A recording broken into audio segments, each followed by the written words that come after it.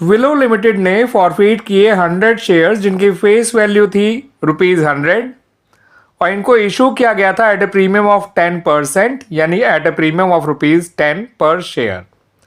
इन्हें इसलिए फॉरफिट किया गया क्योंकि इन शेयर्स पे अलॉटमेंट मनी ऑफ ₹30 पर शेयर इंक्लूडिंग प्रीमियम और फर्स्ट कॉल मनी ऑफ ₹30 पर शेयर ये दोनों नहीं मिले थे।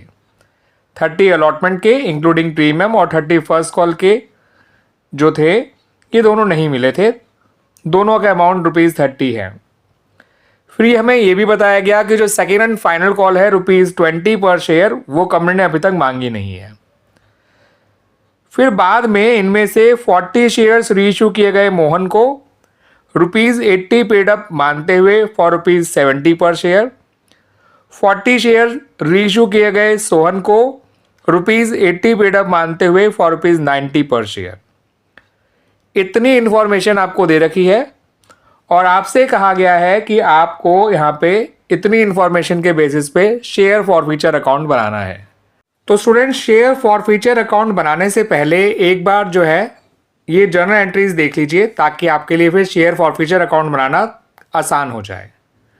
ठीक है स्टूडेंट्स, तो जब ये शेयर फॉरफिट किए जाएंगे तो याद रखिएगा शेयर कैपिटल अकाउंट जो डेबिट किया जाएगा वो विद ₹100 इंटू 80 यानी कि ₹8,000 की आ जाएगा। ठीक है स्टूडेंट्स, सिक्योरिटी प्रीमियम इसलिए डेबिट होगा क्योंकि इन शेयर्स पे कंपनी को प्रीमियम का पैसा नहीं मिला, तो 100 इंटू 10 1000 यहाँ आ जाएगा।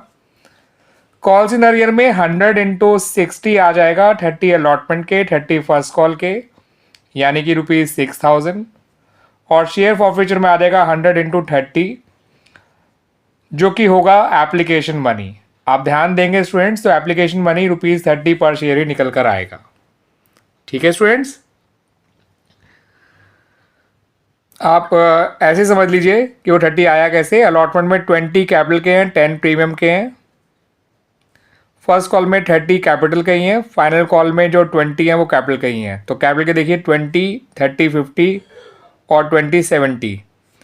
ठीक है, सेकेंड कॉल के 20, फर्स्ट कॉल के 30, 50 हो गया और यहाँ पर 20 ये, तो कैपिटल का अभी तक 70 हुआ अलॉटमेंट से लेके सेकेंड कॉल तक, तो एप्लीकेशन 30 की ही रही होगी और वो कैपिटल का ही पैसा होगा, दैट्स वाई।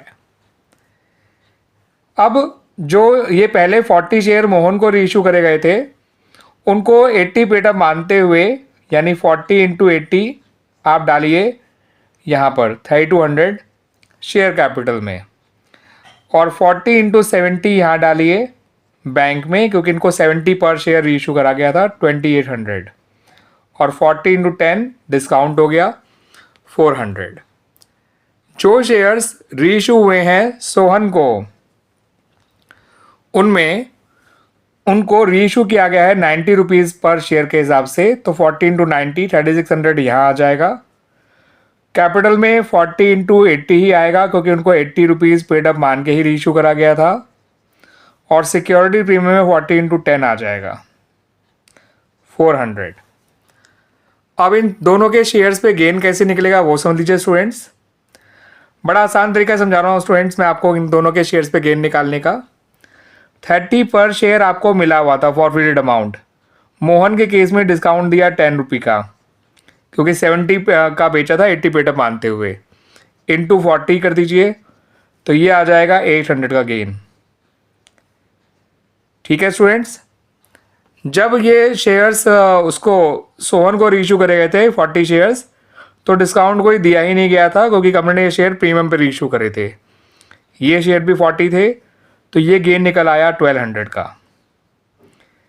ठीक है स्टूडेंट्स, आइए अब बना लेते हैं अपना हम शेयर फॉरफीचर अकाउंट। आपको अच्छी तरह समझ में आ जाएगा कि उसमें कैसे अमाउंट भरे जाएंगे।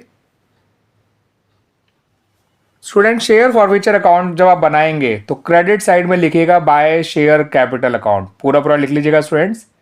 यहाँ आएगा 100 इंटू 30 जितना पैसा मिला हुआ था। आप देख सकते हैं जब आपने शेयर फॉरफिट करा होगा तो वहाँ पे शेयर फॉरफीचर अकाउंट को ₹3000 से क्रेडिट किया होगा, ये वही ₹3000 है। जब मोहन के शेयर रीइश्यू करे थे तभी हमने डिस्काउंट दिया था, तो 2 शेयर कैपिटल फिर से आ जाएगा और डिस्काउंट था 40 इंटू 10 400 का। जब हमने शेयर सोहन को इशू करे थे 40, उसमें तो कोई डिस्काउंट देना ही नहीं पड़ा था, तो 2 शेयर कैपिटल उसके लिए नहीं आ सकता। गेन के लिए आपने मोहन के जो शेयर्स मोहन को रीइशू करे थे उन पे भी गेन निकाला था, जो शेयर्स सोहन को रीइशू करे थे उन पे भी गेन निकाला था। उन दोनों का गेन आपने कैपिटल में ट्रांसफर करा था 800 और 1200, आप देख सकते हैं। तो यहाँ पर आपका शेयर फॉरफीचर अकाउंट डेबिट हो गया था।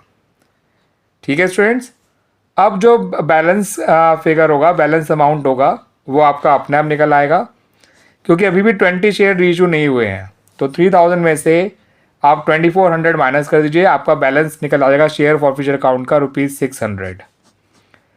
ठीक है स्टूडेंट्स, ये 600 आप ऐसे ही समझ सकते हैं, 20 शेयर ही रीइशू नहीं हुए हैं, बिकॉज 100 शेयर फॉरफिट किए थे आपने, 80 शेयर तो रीइशू कर ही दिए थे, केवल 20 शेयर रीइशू करने रह गए थे, और एक शेयर का फॉरफिट अमाउंट 30 है, तो 20 × 30 तो भी 600 आ जाता।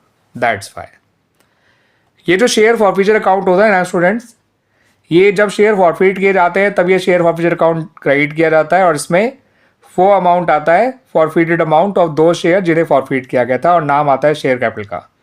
जब इन शेयर्स को डिस्काउंट पे रीइशू किया जाता है तो डेबिट साइड में शेयर कैपिटल का नाम आता है, और इसमें जो डिस्काउंट दिया होता है वो लिखा जाता है।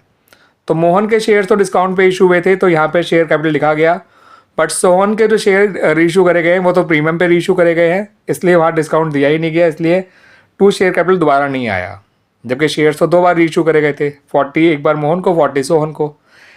और जो इन शेयर्स का गेन होता है वो कैपिटलिज्म में जाता है शेयर फॉरफिचर से, वो तो मोहन के शेयर पे भी हुआ था, सोहन के शेयर पे भी हुआ था, तो दोनों को 2 कैपिटल रिजर्व अकाउंट के नाम से लिख दिया। आप पूरा नाम लिखेंगे बच्चों, ये मेरी तरह मत करिएगा। और जो शेयर रीइशू नहीं होते उनका balancing figure share forfeiture account में ही रहा करता है। तो ये है ₹600। क्लियर हो गया स्टूडेंट्स अच्छी तरह से?